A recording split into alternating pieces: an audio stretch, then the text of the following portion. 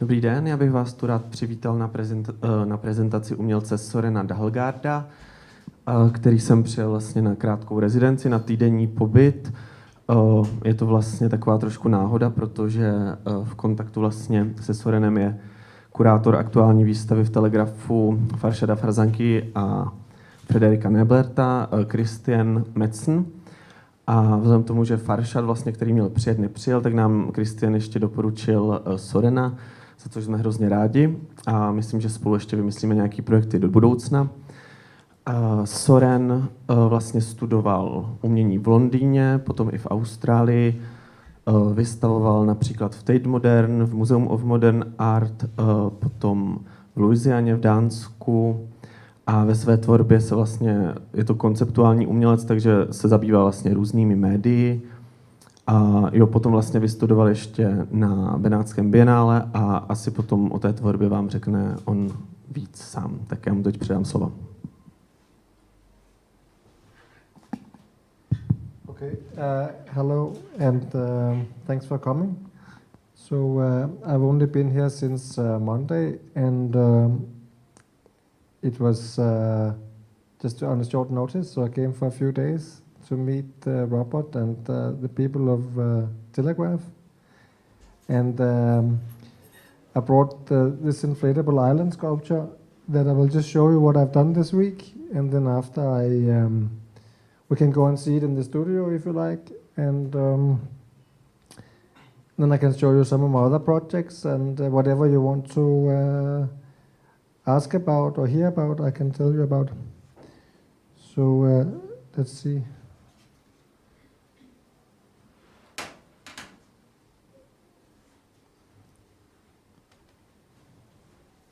So inside the exhibition downstairs in the gallery, when I came here on Tuesday, I put my inflatable island. So it's just powered with a fan, with an air blower, and then it's 8 meters long, and it fits inside the suitcase. So this inflatable island is a sculpture, and I made it 9 years ago, and then I traveled around in many countries and landscapes, and this island is an ongoing project.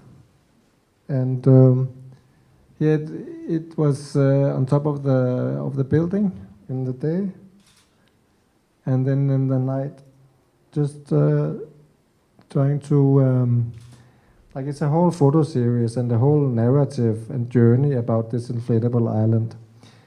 And so these are the photos I made here in Olmo this week. And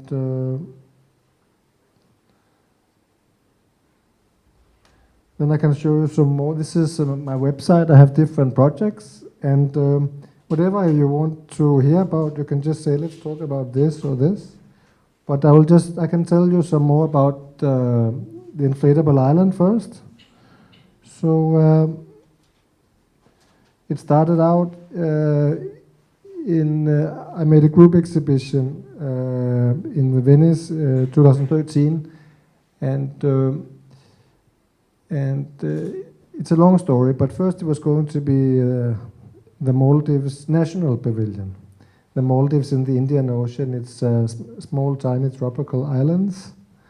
It's not Moldova. It's the Maldives. And my connection to Maldives is I was married to a Maldivian artist for 20 years, and I have lived there and so on. We met in London, an art school, a long time ago. And so from living in Maldives and for 2 years, and I met they had the first democratic president called Nasheed in Maldives in 2008, and he was a climate change activist. And then I thought it would make sense to propose to make an exhibition with Maldivian art and international art and take the theme of climate change and rising sea levels. So this was a group show I initiated, and then I made the sculpture on the roof. That's the inflatable island. And inside the caravan was a group showing many different artists. So that is one story with this project. And then I took the island off the caravan, and I've done this underwater. It as a video as well. So this is in the Maldives last year. Maybe this was the end of the story. The island is underwater with some divers. And here it's on a boat in Venice. So let's say the island, there's a narrative. The island is representing mobility, let's say a mobile island. Perhaps it's a solution if the sea is rising, the island needs to float and move. And I think the inflatables island is also playful. So sometimes I make workshops with schools and the school children, and they're carrying the island and they come up with the new ideas. So sometimes I, let's say, collaborate with my sculpture and do different things in the landscape. I take photos. It was windy one time, then it was flying like a kite in the air. I have a video of that as well. So a lot of things happens when I, let's say, collaborate or keep testing the island in different ways. And I play around with the island. And sometimes it's collaboration with other people. Here it's flying, and my son, my oldest son, he's behind the hill, and he's just flying for a few moments. And this was an experiment, I didn't know it, but then I was very happy this was possible. And this is a still from a video in the desert in Australia. So let's say, then when I lived in Melbourne in Australia for 5 years, some years ago, and I wrote a PhD about my art. In Denmark, it's not so common with a PhD, practice-led PhD, but in Australia it's more common. And at that time, both me and my wife moved there, and our kids, they went to school, and we lived in Melbourne for 5 years. And to do the PhD, it was very difficult, but it was very good to get really deep into my artistic practice and find out what am I doing, is it interesting, am I doing something new? So to ask these questions, and if you're interested, there's this one is about the PhD, the thesis, and a short summary about let's say the essence of the findings. But it's, let's say, the keywords in my art or the art projects in the PhD is play, process, and participation. So it can be me who is participating, or the audience, and collaborations, sometimes with other artists, sometimes with lots of different people. So I don't make my art so much in the atelier, in the studio, but outside in the landscape, or in the gallery, or with people.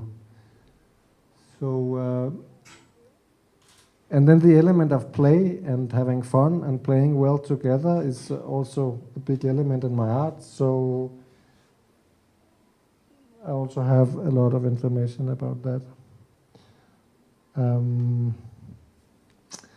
So that is, it's an ongoing project with the Inflatable Island, but I have worked with this for a long time. Then I've done this photo series. It's doe portraits, and also have done that for many years. And I went to sculpture when I went to art school in London, and I was trying to search for my own language in sculpture.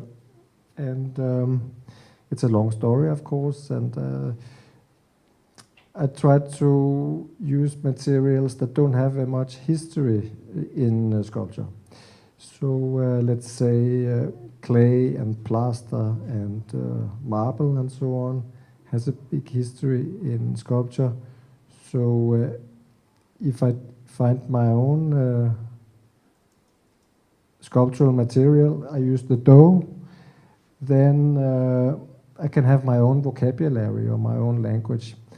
I have come across some other artists who also work with dough and bread, but it's not so common. And as a sculpture material, it's a problematic material because doesn't last more than one day. So here I put together the familiar dough. We all play with the dough in the kitchen when we're children, or we know the dough and we eat the bread and the cakes from the dough. And the portrait even, I mean, this is from before the selfie and the smartphone. This is from 2008.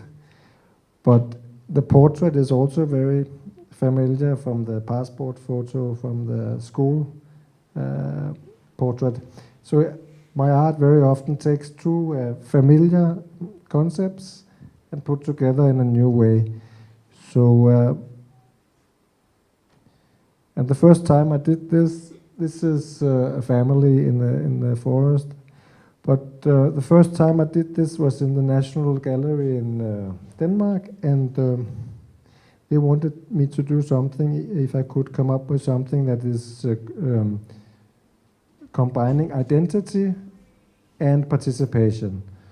And I had already used the dough before in different ways, but so that I came up with this portrait. And so let's say this is a set of rules. So if you want to participate, you have to put the dough on your head, and when it covers the face, I take a photo. So it's a very simple game with some simple rules, and you can say I'm the director, but there's also a little bit space for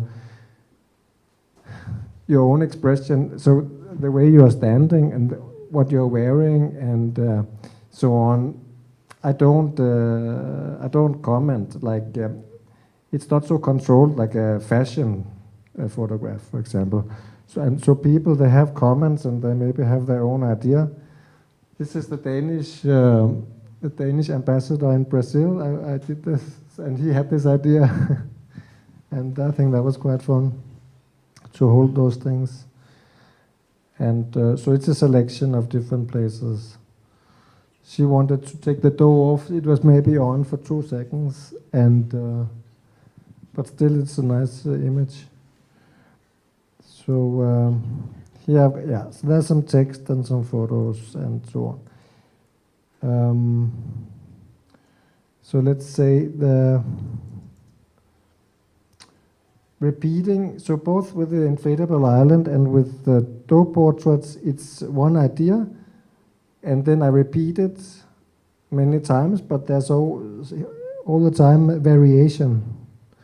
And I keep working and keep doing it if I think it's evolving and something new, interesting is happening. So it's variation with a difference, you can say. So and when I like if a painter goes to the studio and keeps working, there's also some progress, and the work feeds back to you. So with the dough portraits and with the inflatable island, something new is happening. It's also an experiment, or sometimes I don't control the situation. So this is part of how I work, and I like that. Some of the dough portraits also videos, so you have instead of a photograph, the movement. So the way I think about I'm doing my sculpture is sculpture with time. So it's called action sculpture. I can show you another example of this. So this is called 3-hour sculpture, and it's 3 photographs, but it's a sculpture idea. So over 3 hours, the dough is rising, and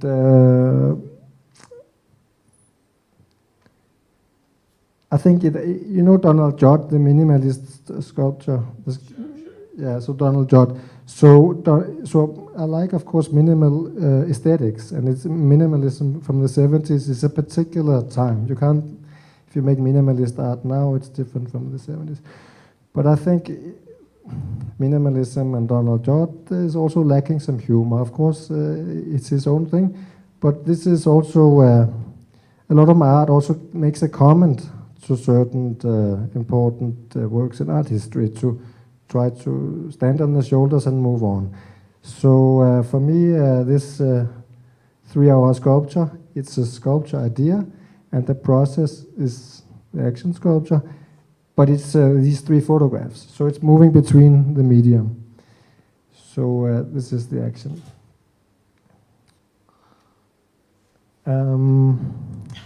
Then I've been trying to avoid painting a lot in my art because painting is I don't come from an artistic family, so I'm the only artist in my family, and I never mixed colors or know much about colors or paint and drawings. So I early decided not to say, okay, I don't want to compete in painting because most artists paint. Maybe it's a silly way to think, but you try to navigate. So I did a lot of, my sculpture also needs to have time and movement, and then it becomes photographs, and I'm working with video and so on. But I also wanted then I look at Paul McCarthy's action videos. Do you know Paul McCarthy from the States? Yeah. So when I see his videos, this is very interesting to me. And then, of course, I discover Yves Klein and Piero Manzoni. Of course, Duchamp also did some action painting. And but I don't think that this action painting is completely explored. So even a lot of the histories from the 60s and 70s, and even back from Dada, then avant-garde and so on, a lot of my art projects has this painting and action painting. And if you want to see more of this, there's this gnome painting technique I did with an Australian artist. So the gnome, the garden gnome, is a very kitsch little sculpture. You know the garden gnome some people have in the garden. So we were painting this through the floor in the gallery. And there's videos you can watch. And people participate and paint the garden gnome. So, and also write about this in my PhD, about low art, high art, the kitsch object, and how that can invite participation. You know, when you walk inside a gallery and you don't know if you can touch, or you feel like maybe you're excluded or you can't participate. That is okay with a lot of art, but sometimes you're not sure. So with the gnome painting, I think if with this project at least, I can't generalize and talk about all art, but with some of my projects, I think it's also a gesture of generosity if people can participate and have fun and play and complete the work. So this is the case with the dough portraits and with the gnome paintings, and some of my projects. So what else can I show you? Yeah, so here's one of the action painting. So I was thinking, so many artists are painting, maybe millions of artists are painting. There's a lot of experimentation in painting, of course, in the world and in the history of painting in art. But 99% is perhaps paint on a brush on canvas. So it's a representation and it's 2D. And it's done in the studio. These are, of course, a lot of cliches. It doesn't mean it's not interesting. I'm just deciding to do something in a different way. Of course, there's some element of critique, but there's also some slapstick and humor and so on. So I invented this action painting persona figure. So I wear a lot of like 70 baguettes, breads, and then my painting. So the way I'm thinking about the painting is, okay, I want to make a landscape painting, because in painting there's a big history of landscape painting, also portrait painting. So here the landscape painting. And it's not done in Photoshop. It's very fast. The movement with the paint is in the air that moment. And this is in Louisiana, a museum in Denmark, 2008. So this is a performance there's a live audience. So the artwork is both a performance, the process, and it's the photographs.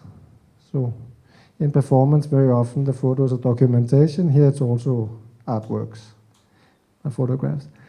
And so I'm inside the landscape painting, and I make it in front of people, and it's a one take, so I can't practice. So I slip and I can fall. So there's also some slapstick, Buster Keaton kind of. If you know Buster Keaton, the actor. Sure. Yeah. So here I'm inside the landscape painting, and just some photos from that, and it looked like this.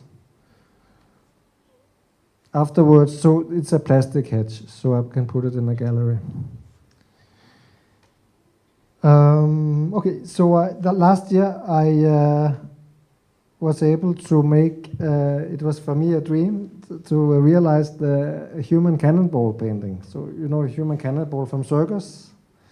So because it's very expensive to get a human cannonball, so I had this idea for a long time, and finally I managed to, there was a museum in Denmark, they wanted to do it.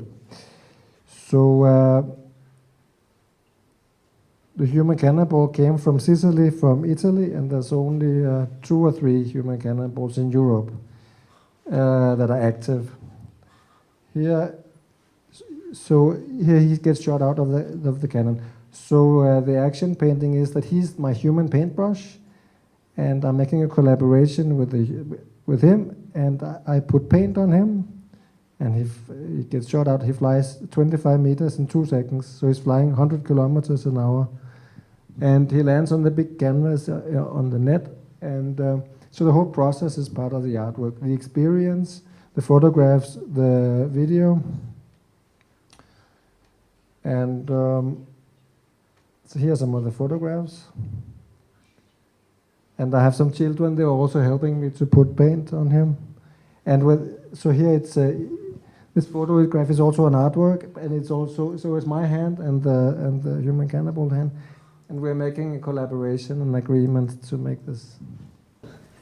One idea that came out of the vegetable farm is music for vegetables. It's a performance where, because I was also studying a lot of experimental research about plants, and I think in connection with art. So there's been research about plants and music, and they like, in general, classical music. So when I exhibited the vegetable farm project in the Kunsthalle in Denmark, I had at the opening a performance called Music for Vegetables with professional classical musicians playing for the plants. There's a video here from another time. How do you measure that they like the classical music? How do you know that? So I don't measure that. It's some scientists have done lots of experiments with this. So it's about the vibration in the cell, and the cell is mostly water. So the vibration stimulates the cells. So there's a lot of research about it. Here on my website, there's a link to an article also. So I'm not the scientist doing this research. I'm just reading about it, and then I make this performance that's inspired from that.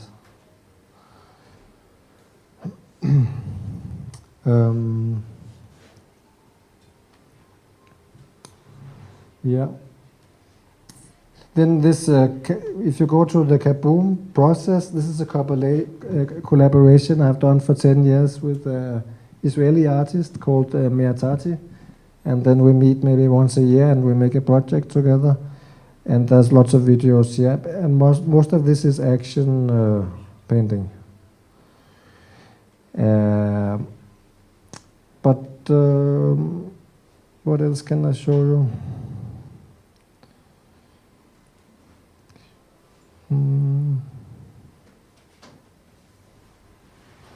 Well, this was the first work I did with dough, and it's a photo series and a video, and it's very much about the sculptural shapes. This is from 1999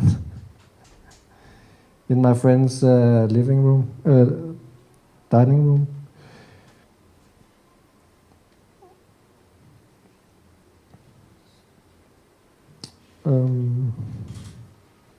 Yeah. Then I make drawings of my ideas. So I have also lots of drawings. They're like quite cartoon in the style. And then if you look at the drawings, some of them I have realized, and with a human cannonball and so on.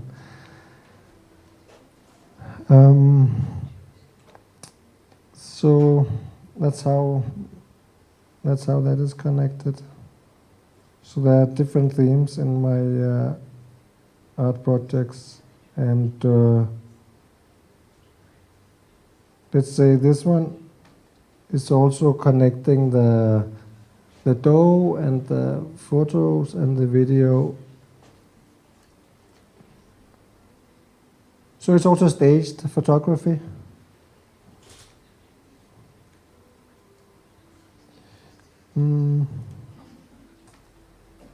So I think I have mentioned a lot of the main themes in my art. Here I'm connecting, let's say, conceptual painting and the landscape. So this is a monochrome hedge, and the hedge becomes the canvas. So that also relates to the monochrome painting, but in my own way with the hedge, with connecting to the landscape. And in Denmark, the hedge is very symbolic. You put the hedge between the land. Do you use the hedge a lot in the Czech Republic? The hedge? Yeah, instead of the fence, you cut the hedge like a wall.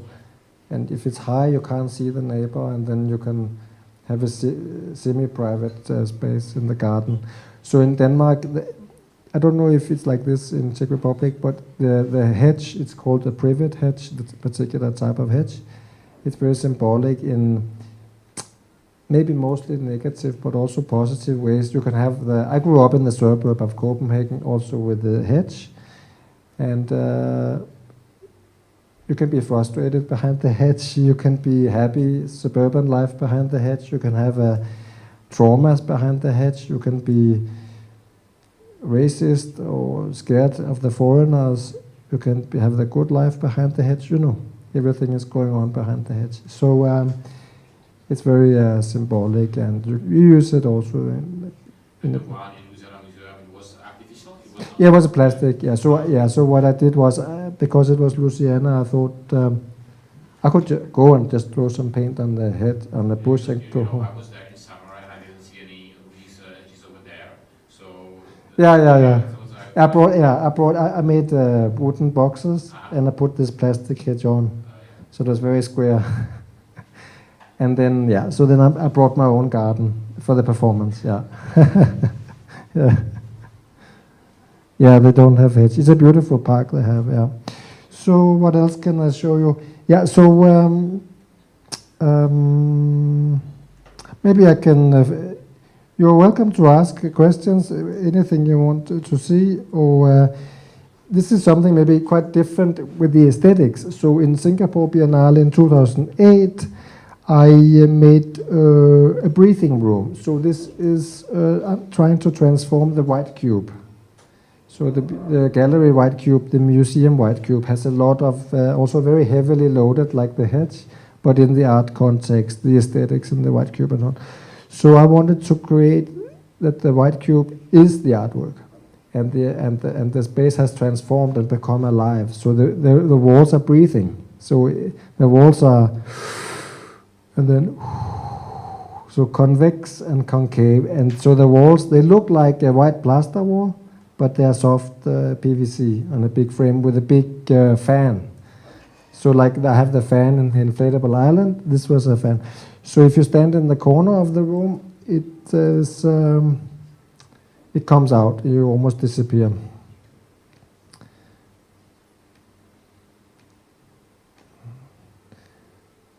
And this was the former dictator of Singapore. He was a little bit worried. Or president. Yeah, and this is outside, the air coming in. So this is, you can say, this is also about architecture, but it's also about trying to transform something that is familiar to something different. So let's say with the aesthetics, it's different from the action painting, but with conceptually, it's maybe a similar way of thinking.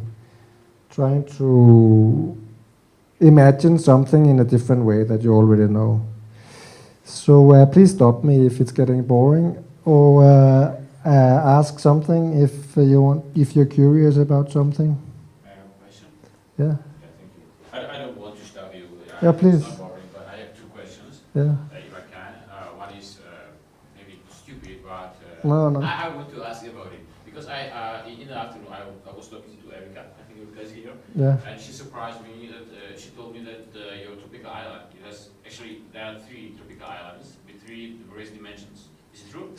Actually, 2 of them are the same size, and one is smaller. So the reason I have 2 of the same size is because when the exhibition with the caravan show was, I showed in different places.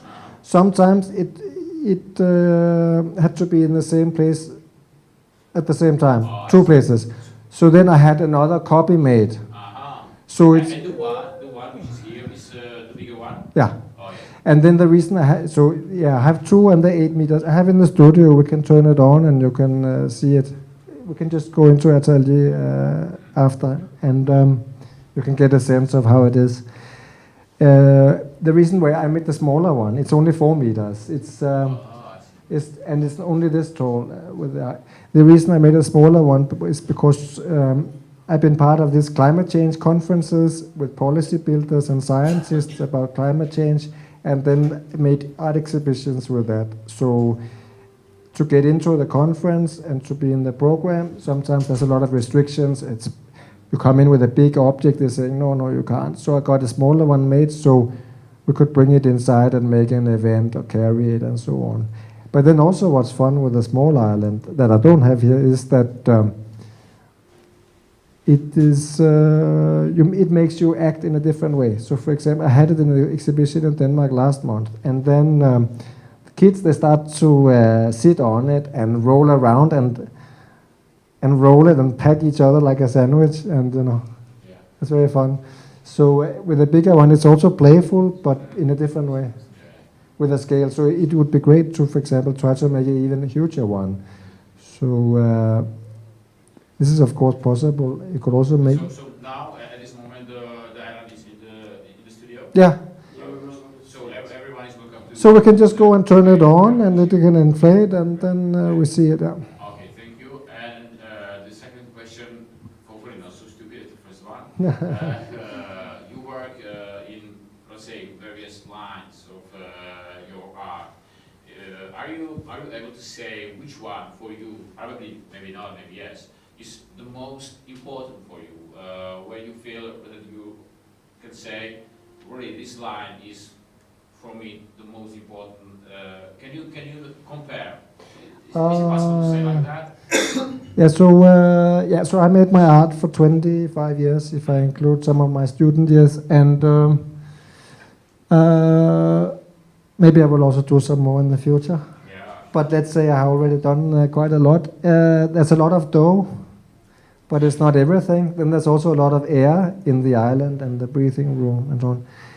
But I think that the process I mean, if you just look at the paragraph that summarized my PhD, I think it's summarizing my key interest, that is play, process, participation. I think this will also be a title of when I make my next book. So, and there's many ways to participate. So many collaborations with material, with nature, with other artists, with the audience. So I would say the combination of methods of the way I'm working is that is my main line. So, and it has an element of play. So I managed to get to the, to write about that in my PhD thesis, and this is why I refer to that, because I was thinking very hard for 4 years, and then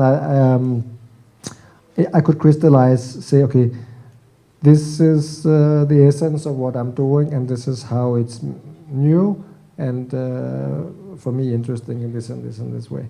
So just to maybe to quickly say, the context of practice and theory is land art and environmental art. You see with land art from the 1960s and 70s, Robert Smithson and so on. You got with the inflatable island, it's more in a different way, but I'm inspired from that. Art and ecology, now connecting to climate change with the caravan exhibition and my vegetable farm. Then sculpture and time, action sculpture, that starting point. And then social art, participation. And then within a nexus, an overlap of these art genres, I use play. So this is, I think this is the most important of how I'm doing what I'm doing. Welcome. So, and then different things come out of that. So, and I don't know when I start out. Sometimes I have a very specific idea, and sometimes new works come out of that approach, that way of working. So, but different artists have different ways of working. So I have just made my way of working. So yeah. Other questions? So I have a stupid question. But that is perfect. Also, my art is also quite stupid. How your apartment looks like? I mean, do you see something with the design in your own apartment? Yeah, so my apartment, I made it also quite playful. It's in the roof. It's in the roof of a building in Copenhagen with the beams, so you can climb around and be playful. But now my kids are quite big, so they're not kids anymore, so then I have to play. But yeah, it's a nice question. I have one more question, please. We have a Danish period in our Telegraph gallery. Yeah. It's an exhibition of two artists from your country. Yeah. What do you probably of course know them. How do you like what they do? So I know both of their artworks and know about them, but I haven't met them personally. You haven't met them? No, I don't know them. Oh. But I know an artist, Emily Garnell. She's a very good painter, and her studio is in the same building as Farshad. And she's doing very well. She even came and bought one of my artworks last month.